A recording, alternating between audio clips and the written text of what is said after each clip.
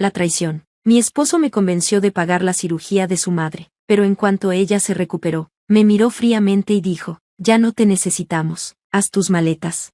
Su madre sonrió con malicia. Para nosotros, solo eras una billetera. Se me rompió el corazón, tomé mis cosas y me fui, con lágrimas corriendo por mi rostro.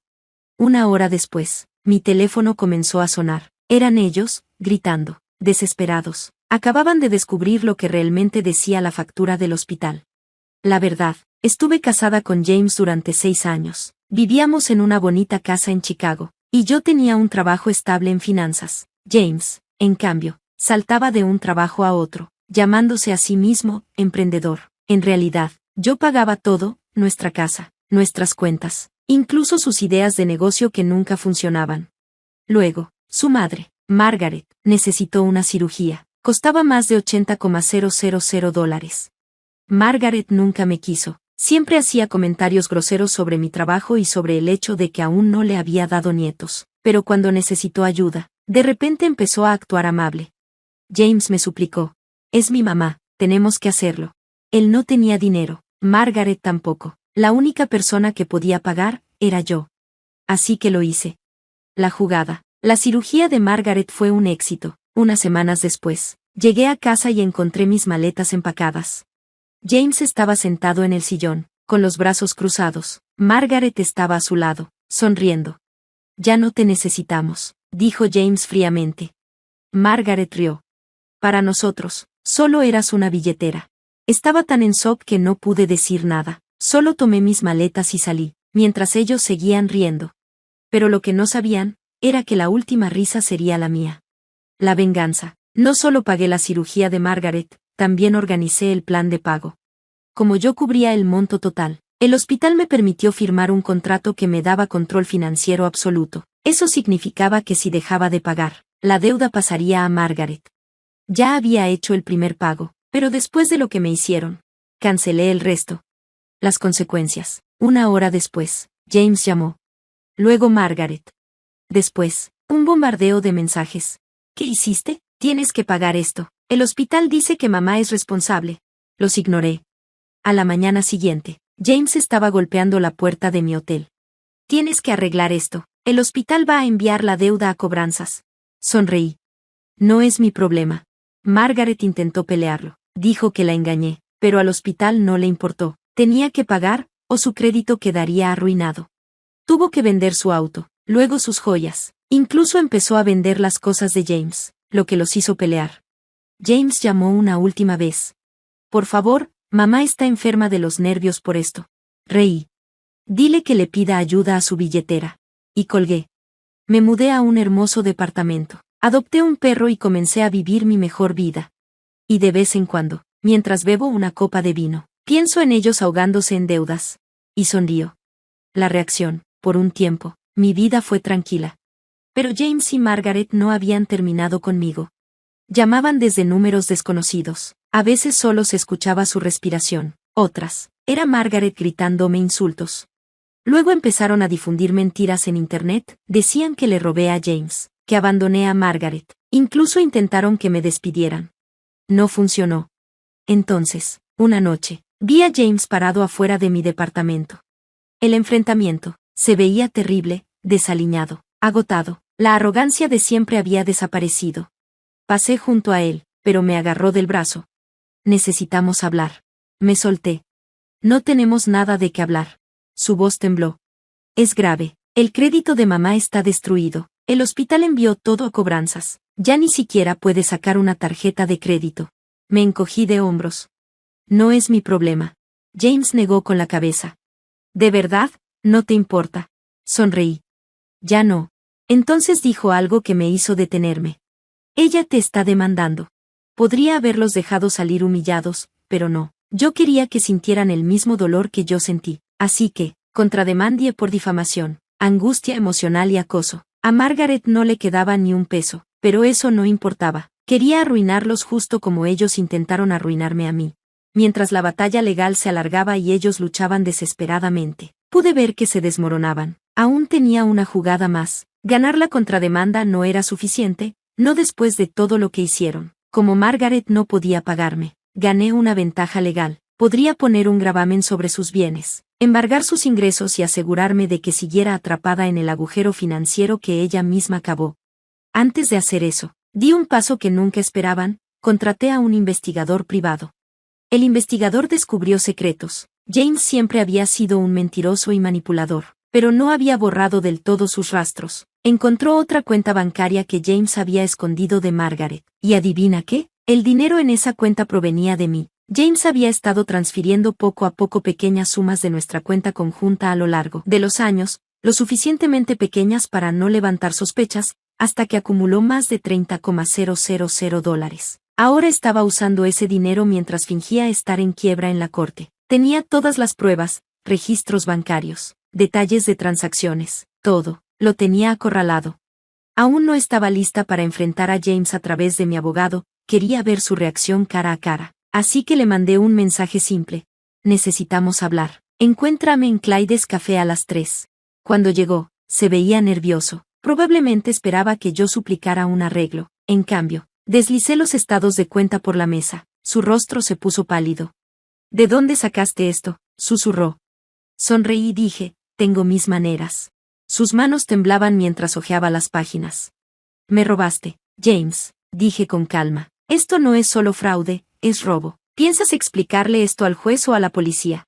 Él tartamudeó. Mira, no es lo que parece, yo, te doy una oportunidad. Lo interrumpí, transfiéreme todo, tu carro, tus ahorros, la casa, y yo retiraré la demanda. Él protestó, pero la casa no está a mi nombre.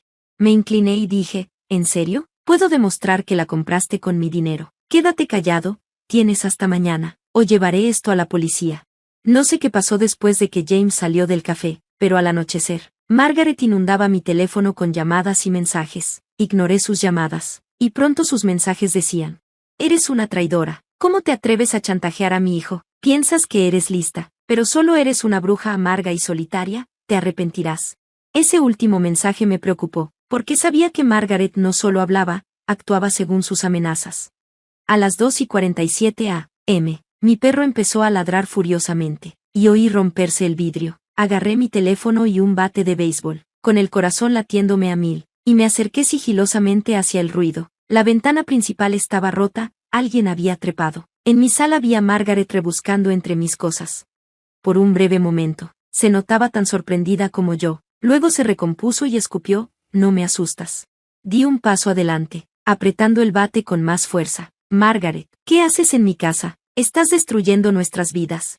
Ella chilló, tú estás tratando de destruir a mi hijo, ustedes mismos lo provocaron. De repente, se lanzó contra mí, apenas pude esquivarla. Intentó agarrar los documentos de la demanda sobre mi mesa y empezó a arrancarlos mientras gritaba. La dejé seguir, porque mi cámara de seguridad grabó todo, mientras llamaba a la policía y gritaba que yo merecía cada cosa. La policía llegó y la sacó arrastrándola mientras ella pateaba y gritaba. Una hora después, James apareció en la estación. Cuando vio el vídeo, su rostro se contrajo. Entonces saqué mi última carta. James lo perdió todo, su carro, su casa, sus ahorros. No tenía trabajo, ni hogar, ni a quien acudir, pero aún guardaba un secreto que lo destruiría por completo. Le había quitado toda protección. Margaret ahora enfrentaba cargos criminales y sus finanzas estaban en ruinas. No tenían a nadie a quien culpar, excepto a sí mismos. Sin embargo, aún tenía un secreto que arruinaría a James de una vez por todas.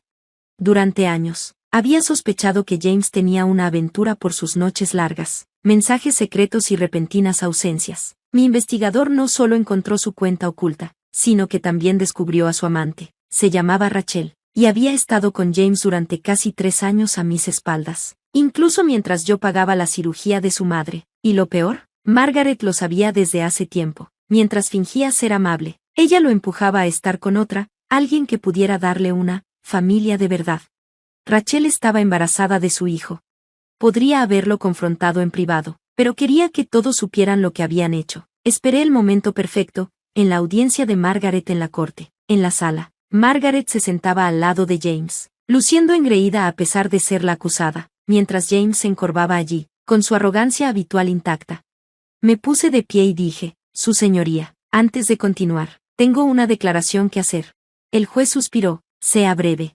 Me volví hacia James, asegurándome de que mi voz fuera lo suficientemente alta para que todos la oyeran. James, ya que a ti y a tu madre les encanta guardar secretos, estoy a punto de revelar uno de los míos.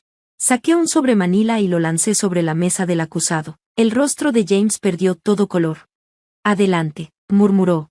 Margaret tomó el sobre primero, lo rasgó y sacó unas fotos, imágenes de Rachel y James juntos, riendo, besándose, con la barriga de Rachel visiblemente creciente, junto con mensajes de texto en los que Margaret lo felicitaba por el embarazo. Se llenó la sala de murmullos mientras James se quedaba congelado.